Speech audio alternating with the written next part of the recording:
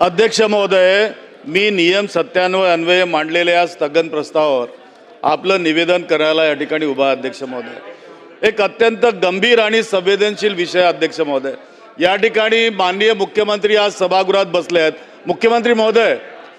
माननीय मुख्यमंत्री महोदय या सभागृहात बसले आहेत आणि त्यांनी नुकतंच आता एक स्टेटमेंट करताना संविधानाचा या ठिकाणी उल्लेख केला.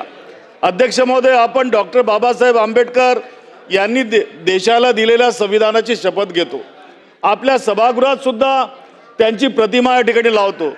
डॉक्टर बाबासाहेब आंबेडकर केवळ एका समाजाचे किंवा एका राज्याचे नव्हते, तर ते देशाचे जगातले विश्वरत्न आहेत. ज्या महामानवाची प्रतिमा जगातील नामांकित विद्यापीठांमध्ये अत्यंत आदराने आणि अभिमानाने स्थापित केली आहे, त्या जागतिक कीर्तीच्या विद्वानाचा स्वतःच्याच मायभूमीत शासकीय पातळीवर असा अक्षम्य अवमान व्हावा, यासारखी दुर्दैवी आणि लाजिरवाणी गोष्ट कोणतीही असू शकणार नाही. अध्यक्ष महोदय, आपलं सरकार आपण या ठिकाणी फुले शाहू आंबेडकरांचं सरकार म्हणतो, परंतु होतं काय अध्यक्ष महोदय, आज माहिती व जनसंपर्क महासंचालय हे सरकारचं अधिकृत मुखपत्र आहे. त्यांचं लोकराज्य हे मासिक केवळ एक पुस्तक नाही या ठिकाणी आहे. अध्यक्ष महोदय, हे काही एक पुस्तक नाही या ठिकाणी, आणि ते एक इतिहास तर दाखवतो आपण, पण शासकीय दस्तावेज सुद्धा आहे. लोकराज्य मासिकाच्या एप्रिल 2026च्या अंकात कार्यकर्त्यांच्या निवासगृहाला महामानवाचा पदस्पर्श या पृष्ठ क्रमांक 9 वरील शीर्षकाखाली प्रसिद्ध झालेल्या लेखात भारतीय राज्यघटनेचे शिल्पकार महामानव डॉक्टर बाबासाहेब आंबेडकर यांचे छायाचित्र अत्यंत बेजबाबदारपणे उलटे छापण्यात आले. अध्यक्ष महोदय, ज्या महामानवाने या देशाला जगातील सर्वात श्रेष्ठ संविधान दिलं, त्या विश्वरत्न डॉक्टर बाबासाहेब आंबेडकर यांचं छायाचित्र या सरकारनं चक्क उलट त्याची मिरर इमेज माझ्याकडे छापलं. अध्यक्ष महोदय, हा कसला अक्षम्यपणा, हा कसला निष्काळजीपणा.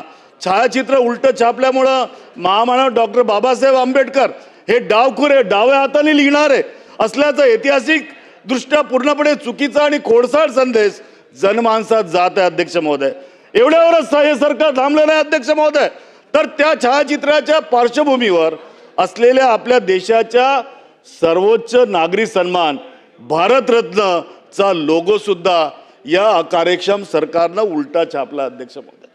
अध्यक्ष महोदय, हा फक्त एका छायाचित्राचा विषय नाही, हा थेट एम्ब्लेम्स अँड नेम्स ॲक्ट 1950 आणि prevention of insult to national honour act 1971 या केंद्रीय कायद्याचा सुद्धा थेट भंग आहे.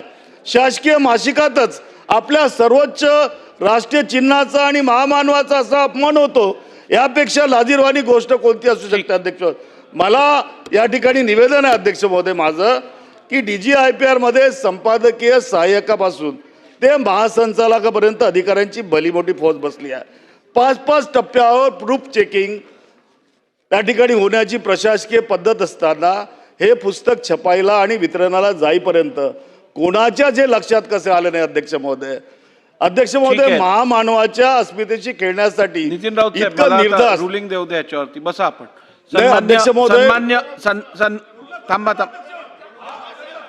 अध्यक्ष महोदय, महामानवाच्या अस्मितेसाठी खेळण्याची इतकं निर्धास्त आणि बेफिकीर आपण कसं झालं. अध्यक्ष महोदय, ही निव्वळ तांत्रिक चूक नाही, असूच शकत नाही. हा भारतातील कोट्यावधी जनतेच्या भावनांवर केलेला थेट घात आहे. अध्यक्ष महोदय, हे लोकराज्य आहे की अधिकाऱ्यांचं बेफिकीर राज्य?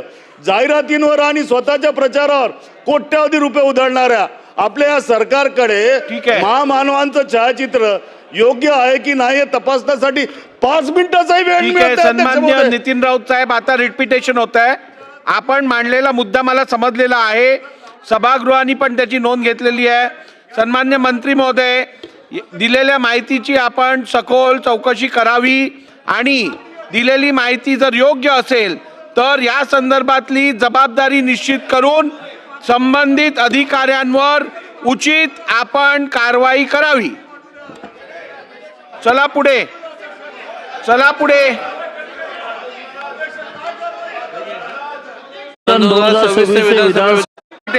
विधेयक 2026 मांडणी क्रमांक 60 क्रमांक 60 महाराष्ट्र खासगी विधेयक क्रमांक 61.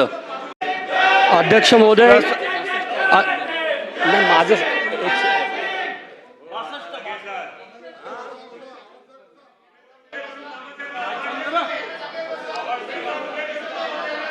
माननीय असलम शेख जी तुम्ही तुमच्या जागेवर बसा.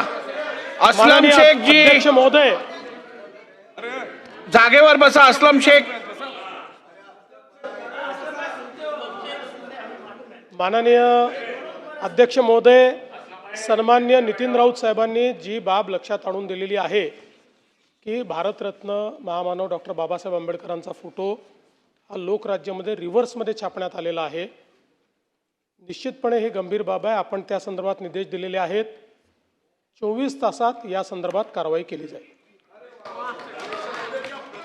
चला, प्रस्ताव असा आहे की